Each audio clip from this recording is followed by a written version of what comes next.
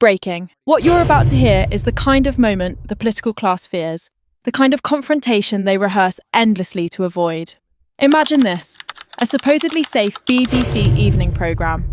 Soft lighting, calm music, the familiar rhythm of polite questions and rehearsed answers.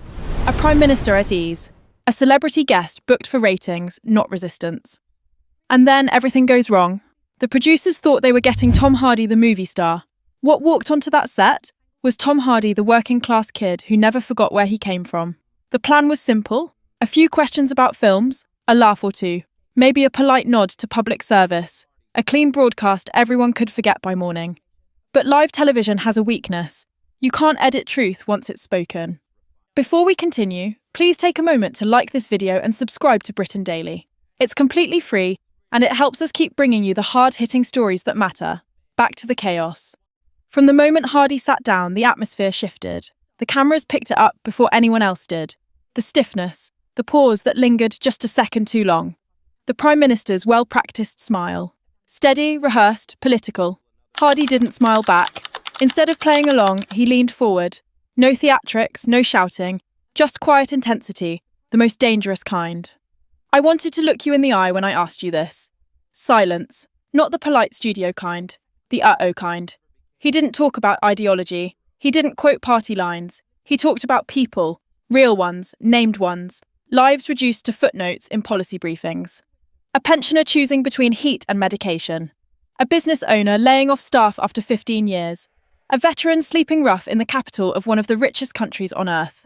Each example landed harder than the last. The Prime Minister did what Prime Ministers are trained to do. He reached for language, process, complexity. Difficult decisions. Hardy cut straight through it. Don't give me the politician answer. That's when the mask slipped. Just for a second. The cameras caught it. Irritation, disbelief. The shock of someone realising they'd lost control of the room. This wasn't an interview anymore. It was an indictment. Behind the scenes, producers panicked. Signals were sent. Commercial breaks discussed. But you can't mute a moment once millions are watching. And then Hardy said, the sentence no scriptwriter would ever allow. You're protected from the consequences of your own decisions. And people can see it. That was the turning point. Because this wasn't about left versus right. It was power versus accountability. And everyone watching knew it. This was no longer a TV segment. It was a reckoning. And it had only just begun. By now, the atmosphere in the studio was unrecognisable. This wasn't a BBC chat show anymore. It felt like a courtroom where the accused suddenly realised the script had been thrown out, and the jury was watching live. The Prime Minister tried to regain footing. You could see it happening in real time. The posture straightened, the tone hardened, the language shifted back into familiar territory. Mandates, institutions, democratic processes, the safe vocabulary of power. It didn't work. Hardy shook his head slowly, almost sadly. That's the problem, he said. You talk about systems. People are living inside the consequences. The host attempted an interruption. Light, apologetic, clearly panicked. Let's keep this respectful. Hardy didn't even turn his head. Respect, he implied without saying it, had already been broken, long before this broadcast. The Prime Minister pivoted again, this time attacking the messenger. It was an old tactic, but a dangerous one. He questioned whether actors should be lecturing elected leaders, whether celebrity opinions should carry weight in serious political debate. Fatal move. Hardy didn't bristle. He didn't raise his voice. He smiled, briefly, but there was no humour in it. You're right, he said. I'm just an actor. A pause. But I grew up in a council flat.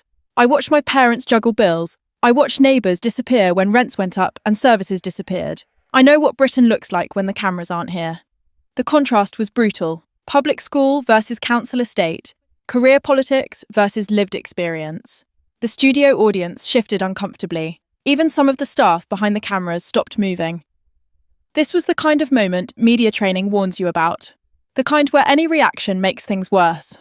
The Prime Minister tried to broaden the frame. He spoke about nuance, trade-offs, competing interests, the difficulty of governing a modern nation. Hardy answered with one line that landed like a punch to the chest. There's nothing nuanced about taking from people who have nothing and protecting those who already have everything. Then came the word no one expected to hear on a BBC evening programme.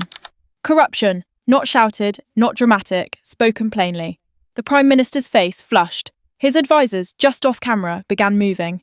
One producer could be seen gesturing frantically toward the host. Wrap this up now. But live television is a trap. Cutting away would confirm everything Hardy was saying. The host tried again, desperate this time. "So, Tom, your next film?" Hardy turned slowly, eyes cold. "You think that matters right now?" The question hung in the air. "This country is cracking, and you want celebrity gossip. That's the problem. Distraction instead of truth." That was when Hardy did something extraordinary. He stopped addressing the Prime Minister altogether. He turned directly to the camera, straight to Britain. "If you're watching this and struggling, you're not crazy. You're not failing. The system is failing you, and the people running it know it." You could almost hear the collective intake of breath across the country. The Prime Minister muttered something about populism, about rhetoric, about responsibility. Hardy barely acknowledged it. Calling reality populism doesn't make it disappear. Security appeared at the edges of the set.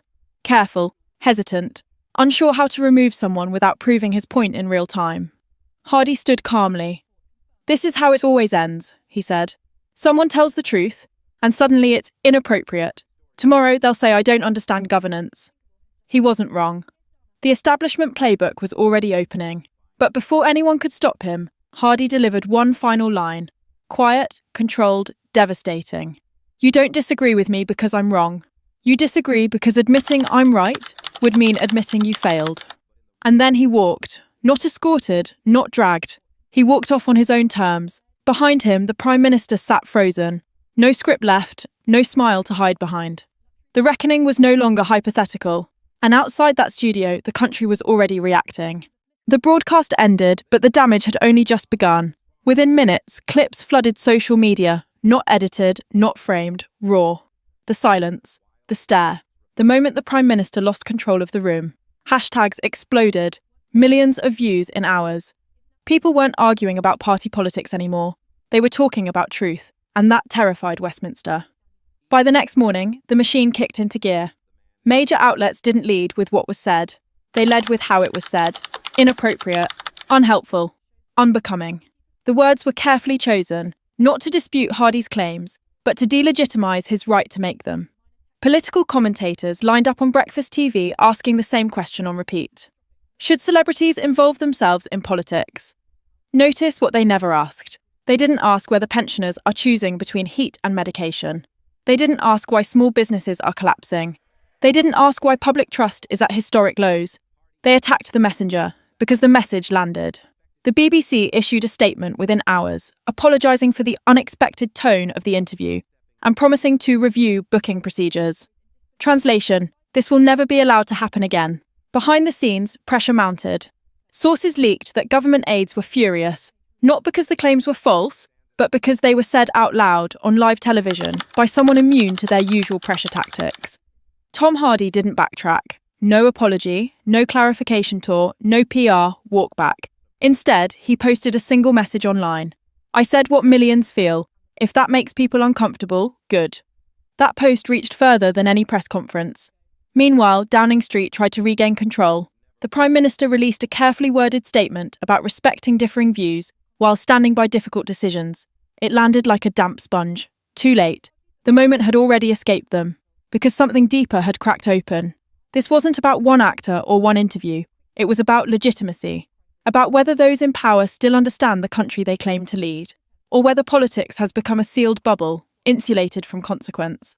For years, people had been told they were exaggerating, that things weren't that bad, that Britain wasn't broken. Then someone with nothing to gain and nothing to lose said it plainly, on the biggest stage possible, and millions recognised the truth instantly. That's why this moment mattered, not because Tom Hardy is famous, but because he wasn't afraid. Afraid of losing donors, afraid of losing access, afraid of being frozen out by the media. He walked into that studio with no script and no safety net, and forced a conversation the establishment has spent years avoiding.